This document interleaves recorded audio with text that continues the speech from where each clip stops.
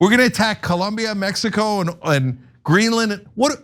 And this is from the, come on guys, come on. If you're in the right wing or you voted for Trump and you think war is peace, please read 1984. George Orwell literally predicted that your leader would say war is peace and that you would believe it. The Trump administration appears poised to start even more wars following the US seizure of Venezuelan President Nicolás Maduro amid an onslaught of airstrikes. Before we tell you which countries we might be at war with soon, Cenk, your 2 cents at the prospect of a broad international forever war effort. Yeah, you know, what I take to be the phrase anti-war is bomb Iraq, Somalia, Yemen, Nigeria, Iran, and did I say that twice? We might do it twice.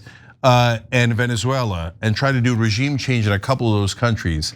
That's the true anti-war position some are actually saying. So of course it's not. So Trump, drunk on what he thinks is a success in Venezuela, which is about to turn into a gigantic failure, is telling you all the countries he wants to invade. Jordan's gonna tell you that, and then I'm gonna tell you whether any of them are even plausible and how they're reacting to these threats. The Colombian president's got a doozy for us. All right, Jordan, take it away. Now, Zeteo journalist Prem Tucker reported that Trump is very interested in secret plans drawn up last year to send US special forces to Mexico. He recently asked for updates on preparations for a possible military operation there. And we should believe him, especially considering Trump's recent militaristic actions around the world. In the past week, the Trump-Vance administration bombed Nigeria, bombed more boats at sea, bombed Venezuela, abducted its leader, threatened military action in Iran, Colombia, Cuba, and Mexico, and accepted the Israel Prize and hosted Netanyahu, whose soldiers have killed Americans at Mar-a-Lago. They didn't kill them at Mar-a-Lago, you guys know what I'm saying. In fact, Trump bombed Nigeria and Somalia on Christmas Day like any God-fearing Christian would. According to Secretary of State Marco Rubio, the US could be targeting Cuba soon as well. Is the Cuban government the Trump administration's next target, Mr. Secretary? Very quickly. Well, the Cuban government is a huge problem. Yeah, the Cuban government is a huge problem. First of all, so is that a yes? Cuba, but I don't think people fully appreciate. I think they're in a lot of trouble, yes. I'm not gonna talk to you about what our future steps are gonna be and our policies are gonna be right now in this regard, but I don't think it's any mystery that we are not big fans of the Cuban regime. Senator Lindsey Graham, who's never met a war he doesn't like, was far more overt in his desire to invade Cuba. You just wait for Cuba. Cuba is a communist dictatorship that's killed priests and nuns. They've preyed on their own people. Their days are numbered.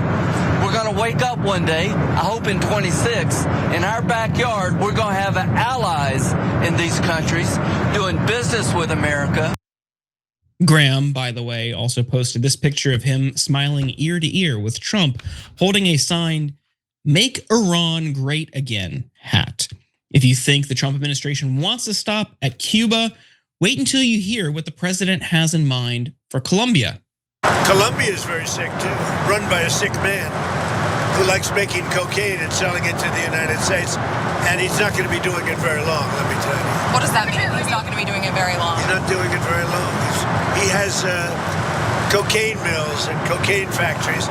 He's not going to be doing it very long. So there will be an operation by the US and it sounds good to me. And there's more. Trump has renewed his desire to annex Greenland. Here he is. And we need it for national protection. We need Greenland for national protection. They have a very small population. And I don't know, they say Denmark, but Denmark has spent no money. They have no military protection. They say that Denmark was there 300 years ago or something with a boat. Well, we were there with boats too, I'm sure. Adding to those calls, former Trump Deputy Press Secretary Katie Miller, who's also married to Stephen Miller, posted this on X: soon with Greenland and an American flag.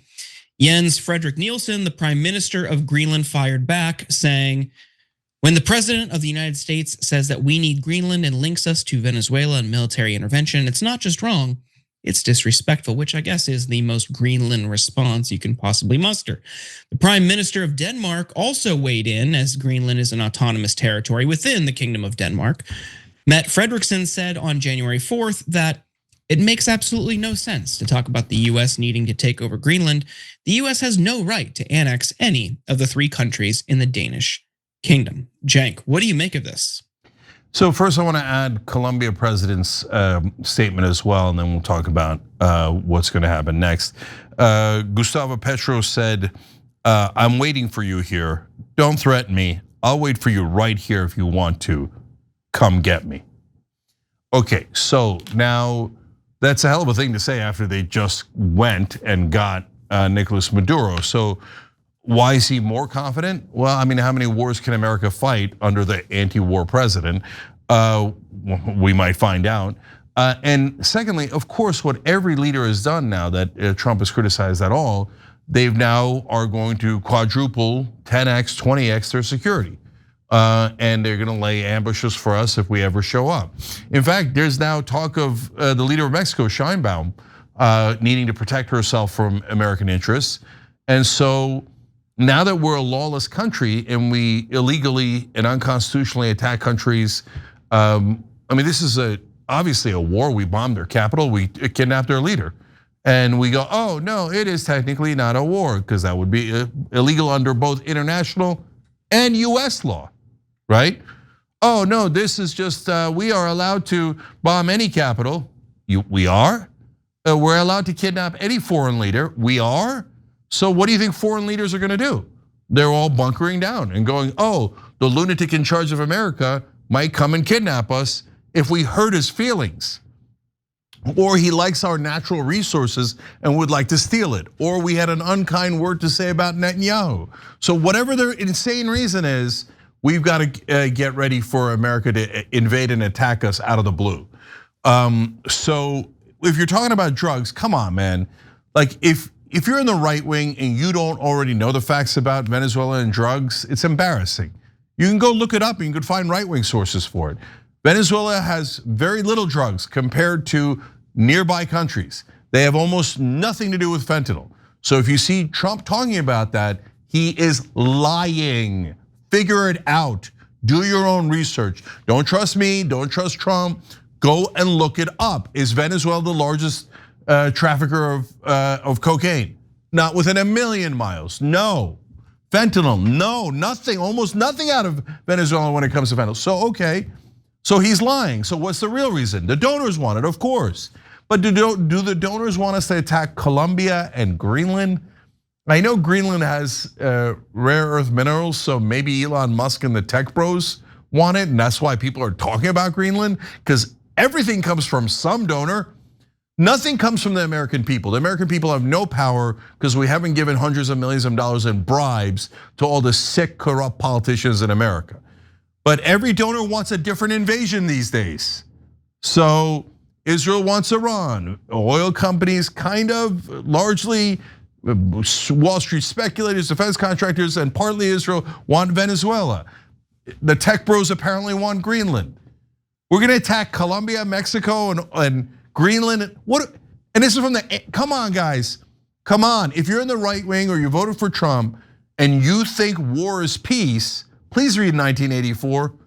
Okay, George Orwell literally predicted that your leader would say war is peace and that you would believe it. And this guy is starting an unbelievable amount of conflict, and you still don't think he's for war? You think he's a peace president? That's just the most absurd thing I've ever heard in my life. And finally, Jordan, look, he's drunk on power because he thinks, well, I did the Iran bombing that only lasted 12 hours. I hit their nuclear facility and I got out, and that's done. It's not done. It's never done because Israel is Bob. They never leave. They're now pushing for regime change and a second attack, right? So he thinks Venezuela, I attacked, I got Maduro, I'm done, I'm good. And now I'll just tell them what to do and they'll listen to me. But they're not gonna listen to him. And then he's gonna be embarrassed. And you can't run Venezuela from the outside, so we're gonna need to go and do a second attack. So once he gets bogged down in Venezuela, and 222, hopefully not Iran. But my God, if he does both of them, Ain't nobody got time for Colombia and Mexico and Greeneland. We really need to remind ourselves of why they're doing this. Of course, there is the oil lobby, the oil interests in Venezuela. That's part of it. But by doing this, Trump diverts attention away from problems domestically. Of course, the Epstein files were a big personal problem for him and other wealthy elites in this country. But it's not just that. He was plummeting in the polls. People are fed up. Healthcare subsidies just expired. Now people's premiums are going to rise. Discontent domestically is rising. So what does he do? Hey, everyone, look over here. We're gonna maybe bring gas prices down by stealing another country's oil. This is classic strongman behavior. And I don't want to get into the muck of debating Maduro's resume. I think that's a distraction, and I think it helps manufacture consent for what is ultimately an illegal action by this president. But the justification that, let's just entertain it temporarily. They always talk about Venezuelan leaders, not just Maduro, but also Chavez. Oh, they're oppressive dictators, they're autocrats, they crack down on the press, they commit human rights violations, there's economic suffering in those countries. Look in a mirror. What are you talking about? Look here, look domestically, we have those same problems here. Does that give another country justification to come in and kidnap our president and hold them on trial elsewhere on trumped up drug trafficking charges or corruption charges? I mean, what are we doing? We're in no position to police the globe for bad behavior. Who are we? Yeah. There's one thing I know, this ain't anti-war. And if you're on the same side as Lindsey Graham, by definition, you're on the wrong side. So if you thought you were against Lindsey Graham and the neocons, and he's sitting there going, this is the greatest thing and I can't wait to do it in Cuba and Iran too. Be careful what you wish for. Every time you ring the bell below, an angel gets his wings. Totally not true, but it does keep you updated on our live shows.